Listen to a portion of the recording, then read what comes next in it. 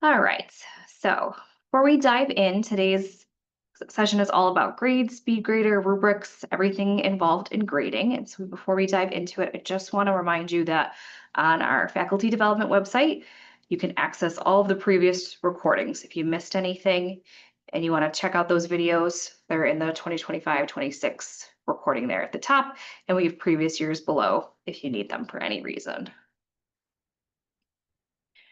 So I got a blank course for us today.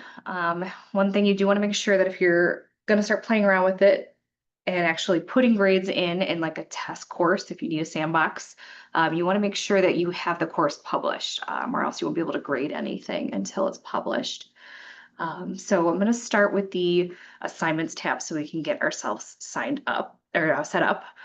Before I do that, if you click on grades, you'll notice that there's nothing in here. I put a few dummy students in here for us.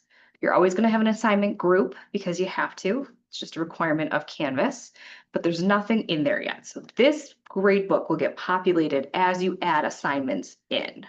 So let's start that by going into the assignments tab.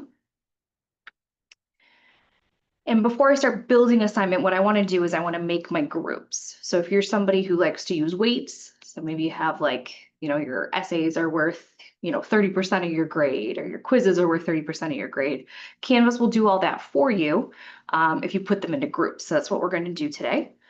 So I'm going to click this plus button for the groups up here at the top, and I'll call this first one essays. And let's do quizzes.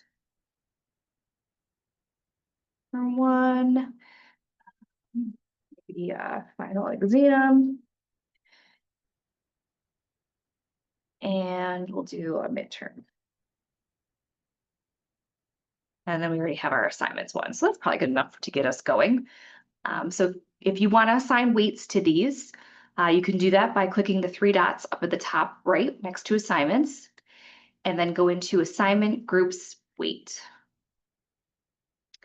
And it's going to ask you, is this what you want to do? You want to weight your final grade based on your assignment groups. We're going to check yes there. And then you can break down what percentage everything's worth. So whatever works for you in your course, put those in.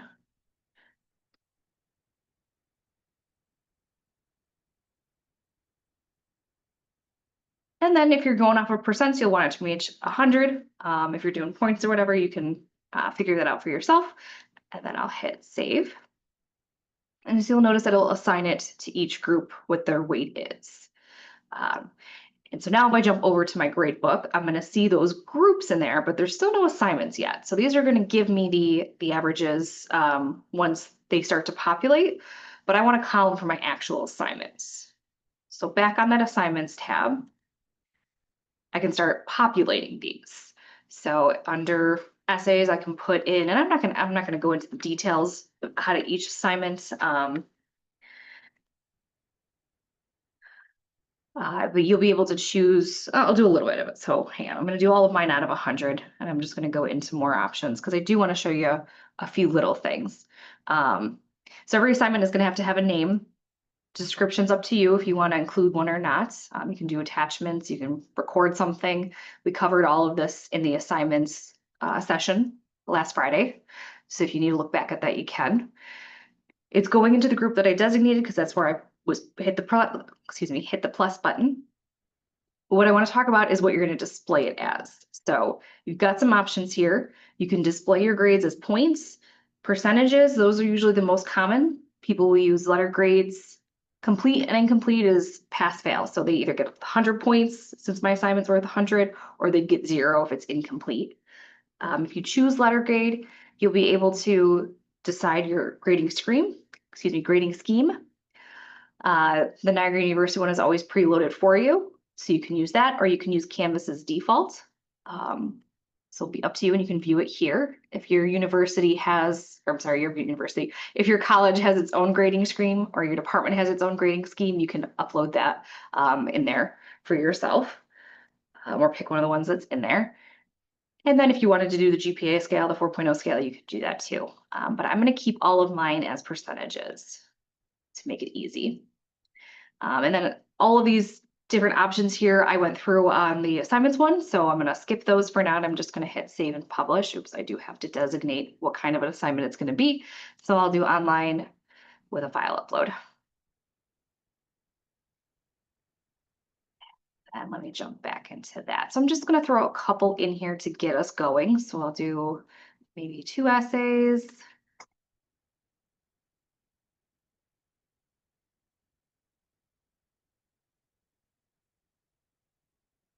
And do a quiz. Quizzes are the ones that are gonna self-grade for you.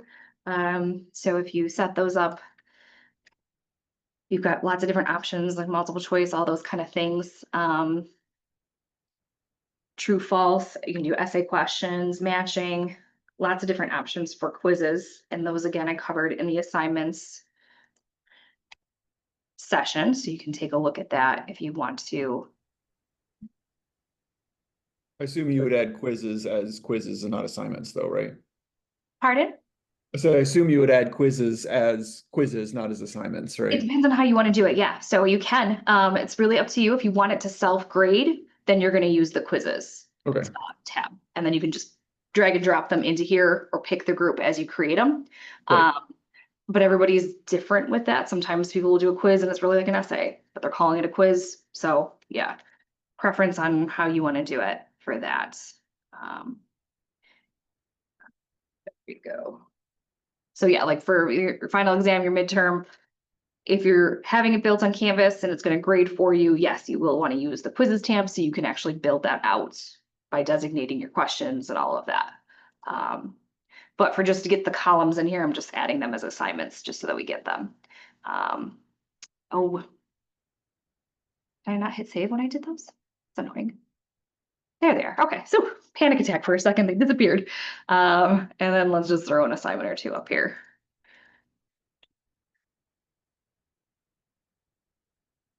And I'm doing all of mine out of 100 to keep it easy. You can do however you want to with your grading. I will say that when you start mixing points and percentages and letter grades, it can get a little complicated. And it can be a little tricky in how they display and how the math works out for it. So do kind of recommend you kind of pick a scheme and stick with it. If you're a points person, try to stick to that. If you're percentage, that works as well. But as you start mixing all of the options together, it can get a little tricky in the grade book. So just a word of caution, but you're welcome to do however you want. All right, so now that I have a few assignments in here, let me click over to the grades tab so we can see our grade book again. And so now we'll see an assignment for each, or assignment, a column for each option that we had. And then at the end, you'll see your groups, and those will have the percentages underneath it. And you can hide these if you want to in your settings. If you don't want to see those, it would be under, here we go, hide assignment groups. So if you only want to see a column for each actual assignment and you don't need to see the assignment group totals, you can hide those. So that's how you get the grade book to populate. And then we'll go into how you use Rubrics and SpeedGrader and all of that stuff. Before I dive into your gradebook settings, any questions on how you're creating them and doing weights? I mean, this may be more of a philosophical question. Like my brain likes points better than percentages. Like I like just giving every assignment a number of points, then it adds up to a total at the end. Yeah, lots of But professors. what I found with that though is that the earlier in the semester you are, the more heavily each of those things is weighted, right? So when you only have 2 or 3 assignments and one's really bad, it makes the overall grade bad because it's only if you have a 300-point class and it's only got 30 points so far. Yeah. That right. Yeah, they start to panic. Even a midterm grade is not really. It's always sort of the caveat of, okay, this is your grade, but we've only done 30% of the assignments, and you have all these things coming up that. So like, I don't know how to. Yeah, mitigate that in a way that doesn't start mixing points and percentages and all that kind of stuff. I always tell students that like you're only going to see you're building up to, right, you're building up to that A, you're building up to your highest point, so it's going to start low, and as you complete more assignments you add more points to your denominator. So it's really preference on how you want to do it, but personally, like you can display them as well. So like at the end here, if you're somebody before you start grading, because I have them changed to show as percentages. Hang on, let me grab a blank class that I can show you it in. Before you pick, because I picked a lot of them to show as percentages. I think I picked all of them to show as percentages. If you go into the grades tab of one that doesn't have it set up, yeah, you can display it as points if you want to. So it doesn't display as percentages. Yeah. Again, that's It may be preference. the same issue, right, with percentages, is that if you, let's say your midterm and final are 80% of your grade and you haven't taken them yet, then the assignments you're showing are not really a reflection of what their grade is. So like, It's actually almost the opposite, because these dashes, if there's nothing, they don't count for or against you. So as soon right, as you get, so like say so this person got like a 90 on their first assignment, well, it's going to look like they have a 90, and it's going to look like their assignment average is a 90. That's because the next one's not counting for or against it. So you right, kind of, it's, I guess, what end of the scale you want to be on for that. okay. But yeah, it doesn't add the numbers into the denominator into the assignment, has a grade and then is graded. So it can be a little tricky with that. So Which is why it's important to put a 0 in if someone doesn't turn it in, because otherwise it yeah, doesn't count as anything. yeah, that was one of the things that we're going to talk about today. Yeah, because then yeah, they think that they're good to go because that assignment total looks like if they have a 90 on it, but really you just haven't added the 0 in here or anything. So um, definitely. Um, so what I was going to do now is go through all of the setting options within here. So especially something that's big for like essays. So if you're jumping over to our first essay, there it is. I only have 3 test students in here, right? So if I were to grade these, it would happen pretty quickly. But when you have, 20, 30 students, it's going to take you a while to read and grade essays. It might take you a few days. So you can choose to hide the grade or change the grade posting policy for just this assignment. So we can do it overall globally, or you can do it just by assignment. So to do it by assignment, if you want to do it for like essays, you come down and hit grade posting policy and then change it to manual. Once I save it, it's going to, let me hit refresh here. It should, oh, I got to actually put a score in. Hang on. So then let's say Stephanie got a 85 here out of it. It's going to give me this crossed out I that lets me know that it's hidden so students can't see it. So then when I'm ready to release it, I go down and I would have to post my grades. So that's one thing that I get teachers, they ask a lot, like, I've only graded 2 out of the 13 FSAs that I have to, but they all know that those 2 students have their grades already and they want to know where theirs are, and I'm sick of getting these emails. That's how I would do it. I would say change your essays for sure to manual so that you can get through them all and then post them. Things that are going to score pretty quickly, like quizzes, that's auto score. You can leave those as automatic if you want to. But if you want to change your overall grade posting policy, go up to settings, the little gear icon up at the top right, go over to your grade posting policy, always defaults to automatic, but you can pick manual if you want to always manually release them. I'm not going to, just because of future things that I want to talk about. I'm going to leave it on automatic, but that's how you would do it. So then going through the options here, so you can sort, it's obviously they sort out by student alphabetically. You can change that if you'd like to, if you want to sort the opposite, whatever. SpeedGrader is going to link you right to SpeedGrader for that specific assignment. You can choose to mesh as students who maybe haven't gotten a grade or haven't submitted yet. So if you have a stall in your grading and you just want to let those know, hey, heads up, I know you turned it in, I will get to it this weekend, you could do that. If you want to message students who didn't score a desired amount, so maybe if you want to message students who scored like less than whatever failing is for you, 65, who knows, you could do that. And so if I do, let me get some extra grades in here. So Stephanie got a 90, Rachel's gonna get a 60, and my test student here is gonna get a 75. So I could message students who have scored less than 65, and it'll filter it for me. So I can show what my recipients are. It's automatically going to pull that, and I can compose my message. Heads up, it looks like whatever, blah, blah, blah, blah, blah. I'm not gonna go into it, the whole thing, but it'll be able to send it to them. You could send a recording as well if you wanted to, or an audio transcript. Zoom is using my camera right now, so it's not gonna pick up my camera.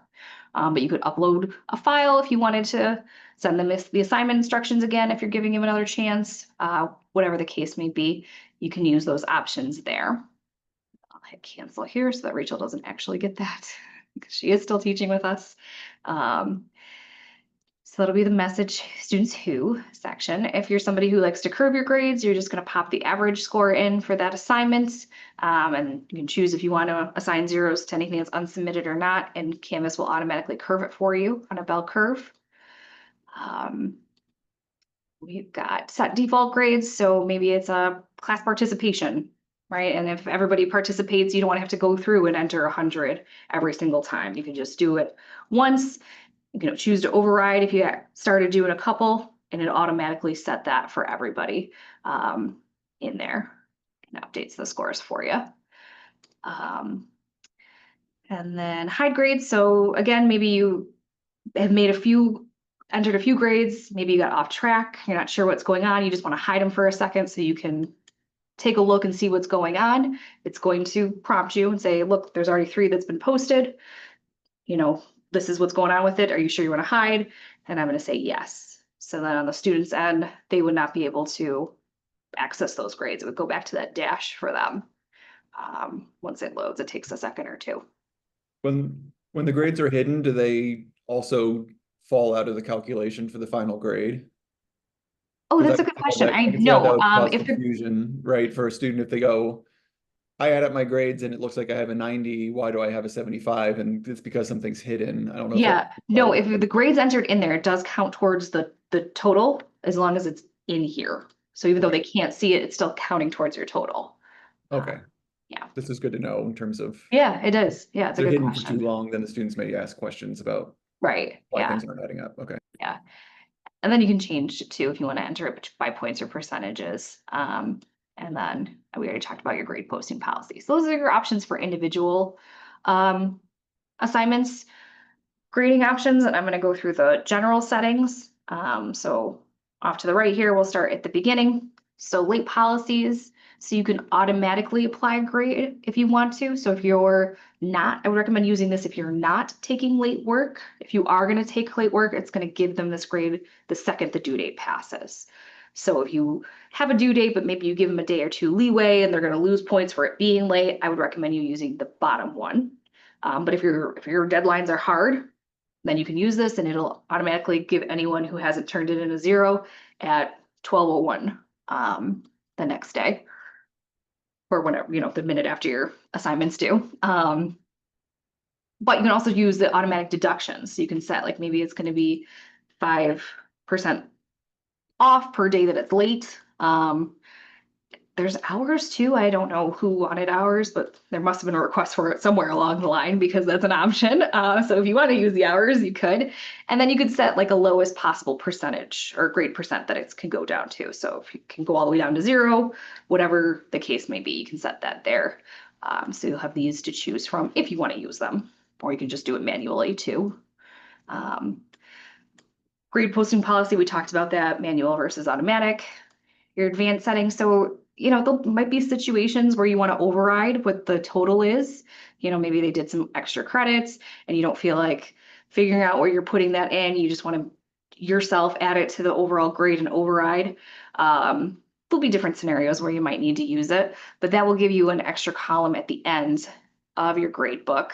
You just scroll down here so I can get over, where you could put in an override grade. So maybe if this person did a few extra credit points and I know that, I know everything's not included, but maybe I know I'm going to give them a 95 instead of a 91. And so then that would show them an override line in their grades as well. And that's under the advanced settings there. And then your options. So it's the way that they arrange is by default. So it typically goes in the order of your assignments. So whatever's at the top is going to be your first all the way through. But you can change that if you want them to be alphabetically or by due dates.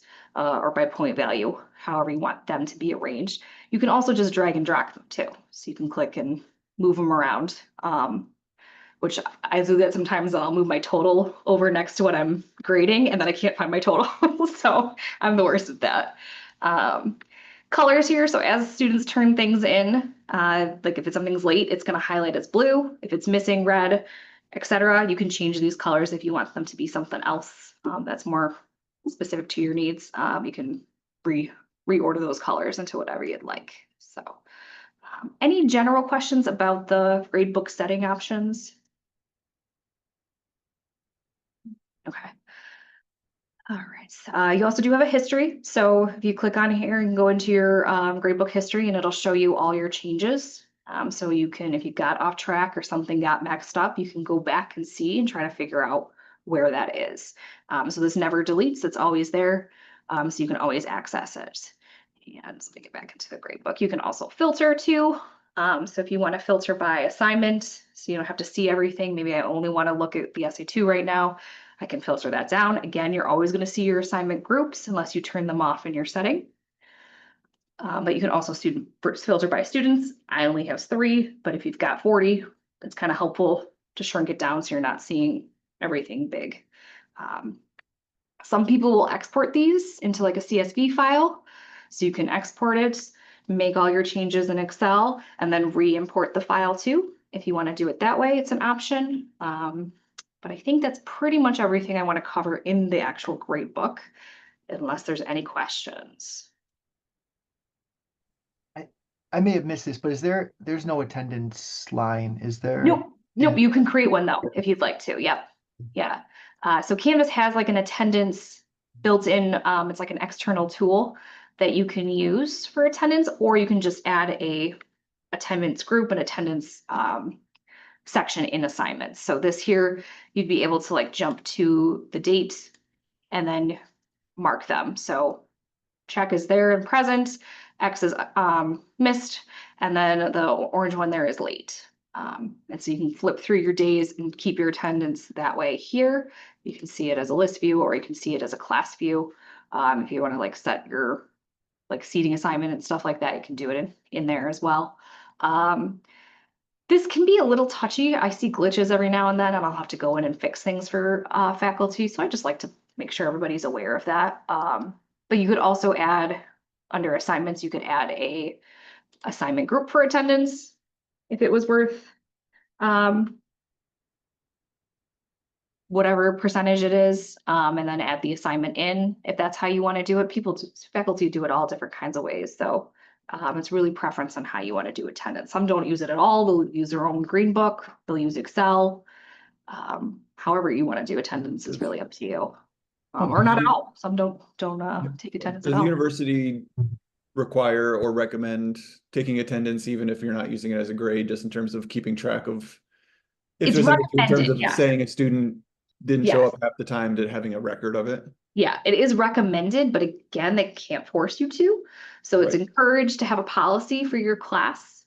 The university policy is like 3 missed classes, I believe it is. You lose a letter grade, but that's just what's accepted by the university. Your class might be different and you could pick how you want that to be.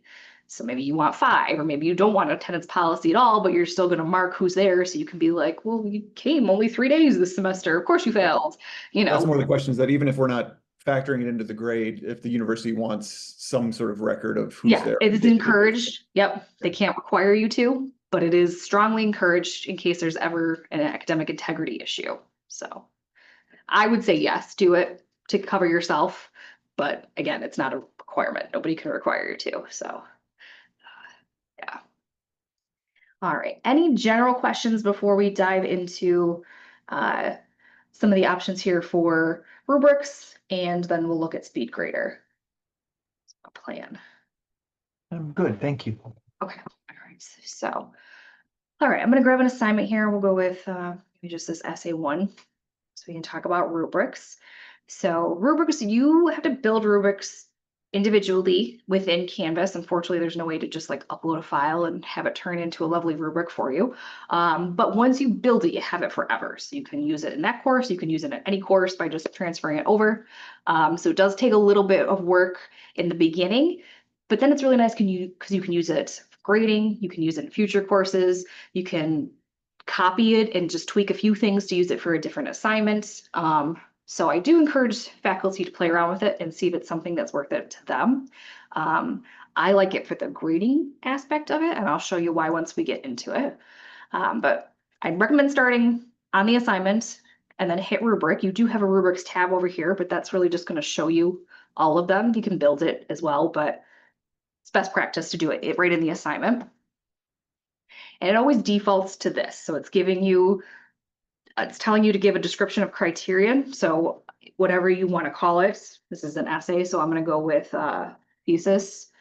And you can give it a long description too, like maybe what you're looking for in the thesis statements. And then it always defaults to 5 points and 0 points with full marks and no marks.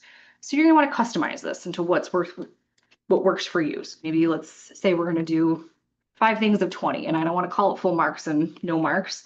Maybe I want to call it like excellent.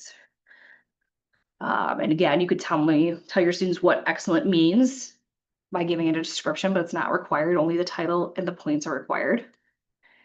And then you use the plus button in between to add your next category. So maybe good is going to be, sorry, I'm typing in the points. For 16 points is going to be good. And then let's do 12 points for acceptable.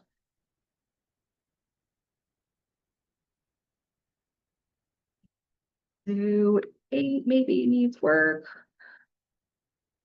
And again, you'll figure out what you want to call these and how you want to scale them for yourself. 4, let's say, is unacceptable. And then instead of no marks, I'm just going to say no submission because that sounds weird to me. All right, so I got my category set up. Now I want to add more criterion. So instead of creating the whole thing again, I can choose to duplicate this, and then I can just change the thesis to my next thing.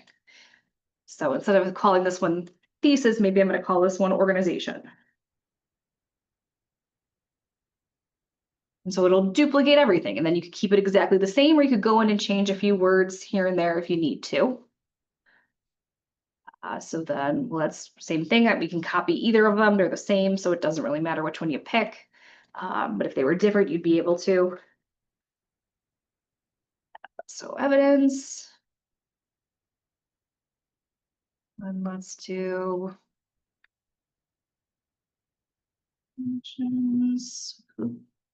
that's spelled right, there we go. And then finally, I mean, it's an essay, so we'll do like APA or citations or something. All right, so now I've got my rubric built. It's gonna give me the totals for each category, possible points, and then also what my point value is. So as you build it, you'll notice that it adds to your total. And then you want to choose how you're going to use this. So are you going to write comments? Because if you are, it's going to remove those points that you just assigned. So be careful with that. You can also choose to remove the points. You still know what they're worth, and you'll still be able to see that and use it in SpeedGrader, but it's not visible to the students. You can, Learning Outcome Mastery Gradebook is something totally different, and I'm going to show you guys that at the end if we have time. It's something that's in features mode right now. So I'll talk about that in a second. And then I typically use this one for grading because then I can just click through and I'll show you what it looks like in a second. Or you can choose to hide it, the total as well, if you don't want the students to see it. So I'm going to choose grading for myself, and I'm going to give it a name so it doesn't just call it some rubric. I'm going to call it Essay 1 rubric. And I'm going to save it, create my rubric. So this is what it looks like on our end. I'm going to go into student view now, and you guys have this option as well. At the top right, you can see what this would look like from the student's point of view. And so they're going to see if I had a due date, which I didn't pick one, it would be here. They know how many points it's worth. They know what kind of submission is expected. And then any detail that you had. So if you had any attachments, descriptions of what they're doing, all of that would be here. Again, I go through all of this in the assignments workshop. If you need that recording, it's on the site, or I can send it to you too. And so when they're ready to begin, they just hit start assignments. I picked file upload for mine. So they can choose to drag and drop something. I'm gonna just grab this silly Miranda warning topic thing that I have here. They can add multiple files if needed. So if they have, if they're submitting a few things, they can also give comments too. So they can, give you a little message that you'll be able to see when you go into grading. And then once they submit, they'll get their confetti here and letting them know that they're all set. They can see that it was submitted and it's time stamped. They'll be able to see the submission details. So that's where they'll see your feedback and stuff once you start giving it. And they can also download it again themselves if they accidentally uploaded the wrong file. It gives them the option to be able to download it. So this one has unlimited attempts for myself. So if they wanted to attempt again, they have the new attempt button. If you have it set to only accept one submission, that button will be gone once they submit. Before we leave student view and jump back into the professor view, I'm going to click on grades just to show you what that looks like on the student's end. So they'll see it in a nice column here. So each one would have its own line. Again, anything that's hidden, I only had that one that was hidden. It gets the line through it, and they'll see totals for each of the assignment groups as well as the total at the bottom. The only thing that I had a grade in was the one that I've hidden, so they have nothing yet, no grades. It's nothing really to see. But they could print them if they wanted to. They could, sort them by dates, things like that. So that's what it looks like to the students. I'm going to leave student view and get back into that assignment we were looking at. But before I do, because I'm going to show you SpeedGrader next, any general questions about creating the rubrics, using the rubrics? Once you make it, it gets added to your rubrics tab. Students cannot see the rubrics tab. They can only see them if they're attached to an assignment. But you'd be able to see it here. And you can edit until you start using it. Otherwise, you'd have to copy it. I'll show you how to do that in a second. Any questions? Just generally for what level of rubric usage, I guess, does Niagara expect? Like, does there need to be a rubric for every kind of assignment, or is it just for? No, you guys have for the students to understand like that it's not just a subjective. Yeah, it's you have complete academic freedom. So great. Nobody can tell you how to do it, unfortunately. For like if you're somebody who is a subjective grader or something like that, that's how it works. That's your class, that's how you choose to do it. So it's entirely how you want it to be done.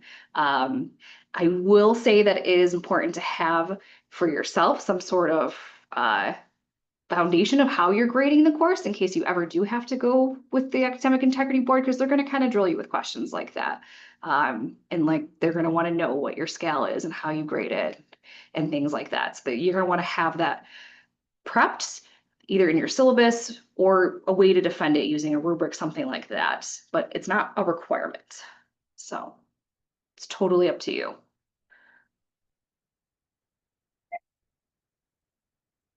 All right, if there's no questions, I'm going to jump into SpeedGrader so we can start seeing what this will look like on the grading end. But you'll notice up here, you do have the option to download your submissions. So if you're somebody who likes to use like Word or PDF, Adobe's annotations, instead of SpeedGrader, you can download them and then open them in those respective softwares, make your annotations, and then re-upload them here. That is an option. But SpeedGrader has come a long way over the years, and it has some really good annotation tools. So that's what I'm going to show you now. So you'll be able to click through your students up at the top right. The test student is the only one that submitted anything, so that's what it's jumping to right away, because it's something that hasn't been graded and there's an attachment to it. So it jumps to him, but I can flip through them all. I can see that Rachel has nothing submitted. I can see that I gave a grade for Stephanie, but she never submitted anything. So I'm going to jump back to our test student here. And so for annotations, you obviously can rotate things. So if it's, a scanned document or something, you can rotate it if it comes in a little wonky. You can zoom in and out. You can make it full screen if you want to. And then there's the little eyedropper here, which is where you're gonna be able to use to like leave comments. So if you wanted to leave a comment on a specific spot, you could do it. And then whatever your comment may be, they stay. You can add as many as these as you want to.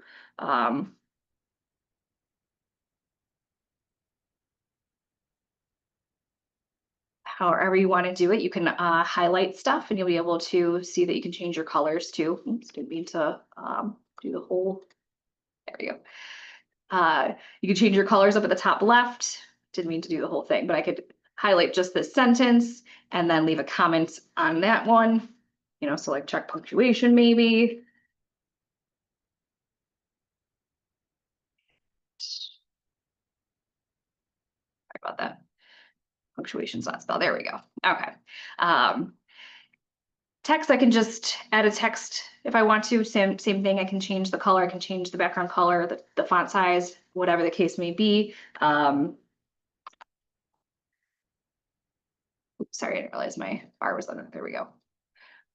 You can strike through things. So if you want them to not include whatever, you can strike through it. You can leave a comment with the strike through as well. You could free write things. So I'll use this sometimes in math. I'm a math teacher, so when I do it, I'll like circle something and then I'll type it out, or like circle parts of the problem. And then you can just box off too. So you could box off like this whole section and leave a comment on that box. And again, everything you can change the colors on to help keep you organized, whatever it may be. So that's how you'd use all your little annotation tools. You could also leave comments over in the comment box. So and you can build your comment library. So you have to add these, but if it's things that you know you use a lot, you can start adding them into your library, and then you'll be able to add them into your assignments as you start typing them. It'll prompt you. So do I have it turned on? There it goes. Okay. So as I start typing it, it recognizes that it starts with something that's in my library and it prompts me, is this what you're looking to add? You click on it and then it inserts it.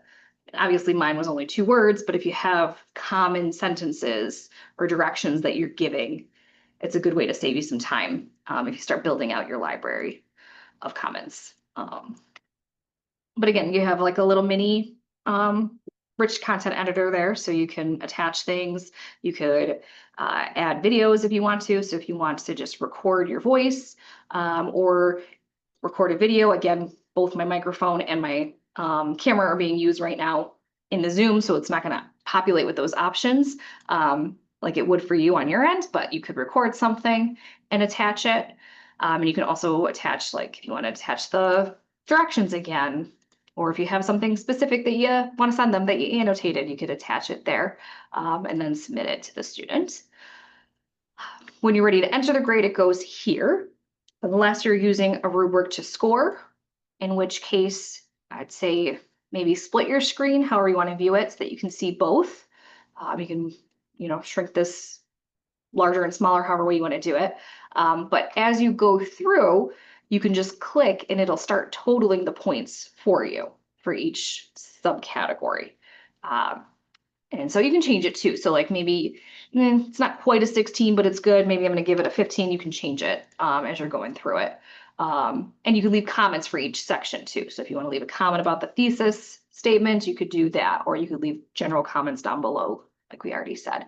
And so if I go through and I get a score for each of these, it's totaling it for me. And once I hit save, then it will become the grade. Again, remember this one was I hid this column in my grade book, so that's why it's saying hidden there. So I'll have to go in and post it once I'm ready and I'm done grading everybody's. But that's how it would look if you're using the rubric to grade. One last. Can you show how to split the screen again? I blinked. Yeah, it automatically splits. So I turn my rubric on. So so it always splits here. With it, you can just grab the little bar with the 3 dots anywhere on the bar and just drag and drop it over. Oh, so the rubric is just below the rich text editor and all those things on that. Yep. Got it. Okay. Yeah. So it's just the button here. So let me jump over to like Stephanie's because I already graded it, so it's popping up. So hang on. Cancel there. So this is what it looked like before, right? I'd have her essay here on the left if she had submitted something. I'd be able to hit rubric, and then I can just drag it out to see the whole rubric. You can also scroll too if you want to scroll through it, but I like to kind of split it myself so I can pop and make comments and do whatever I need to. Then All right, so let me jump back to my test students. So I can download the original version over here to the right. Deleting, I would really only recommend, because you are literally going to delete the student's work. If it's something that goes against like if it's derogatory or something like that, something that would go against our code of conduct and things like that. But I wish this wasn't here, honestly, because you could hit it easily. I mean, it does prompt you, it doesn't just delete. It's like, are you sure you really want to? You should really want to if it's inappropriate. But you can download the original submission here if you ever needed to for any reason, for just that student. Or if you click the download in the upper left corner, that's where you download with your annotations. And so you get, your strike throughs and your highlighting and all your comments and stuff in a PDF. So if you ever needed that for any reason, you could do the original submission and then your annotations. Any questions on SpeedGrader? We are about at our time, but I do want to show you how you can reuse these rubrics if you guys have a few minutes. If you have to jump off, this was what I was planning on covered, but I do have a few extras I'd like to show you if you don't mind. And the first is how to reuse a rubric. So let me go into SA2 here now. And if I go to add a rubric, I don't want to recreate what I just made because I want to maybe tweak a few things or use it exactly how it is for this assignment. Then I can go into find a rubric. And from here, you'll be able to see your different courses and then those those rubrics within them. So I can see all of Niagara University, so mine just jumps to my 2 published courses, and then that you guys will see your courses. But if I want to use this guy, I can pick it. And then if I edit it, I'll be able to, it's telling me this rubric's already being used in a different assignment. So what it's going to do is it's going to make me a new rubric so that it's all still there, but now I can change this one to SA2 and I can, tweak it if I need to. Maybe I want to delete evidence and add a different category. Maybe I don't want to use it for grading this time and I want to, pick something else down here. That recreates a new rubric for you specifically for this assignment, and you can hit update there and it attaches. So that was one of the things that I wanted to show you. And then Learning Mastery Gradebook, just because it pops up here and there, it's a featured option. Where is it? Here it is, Learning Mastery Gradebook. So some of the departments are starting to test out using outcomes in Canvas so they can use them throughout their whole department.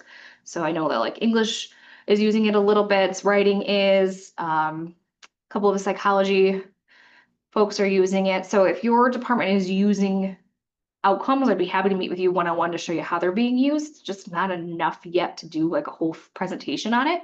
But if you are using outcomes, you can turn this on and then you'd be able to see a different section in your grade book for those outcomes. And it's a whole different look to it. And it's just for outcomes. So you flip between the two. You'd see your students. And then once you have the outcomes in there, this would all populate. But I just get that question once in a while, like, what is it? It goes with outcomes. So Learning Mastery Gradebook goes with your outcomes. If you're not using outcomes, ignore this part. I do want to, so then you just flip back to the traditional gradebook when you're done with it. Get back. So that is the end of it. Oh, look at, I did stay under time. That's great. All right, I'm going to stop the recording. That's everything that I wanted to cover. And then if you have any specific questions for yourself, we can chat for a bit, or we can call it a day if you guys are, oops, why is that not stopping?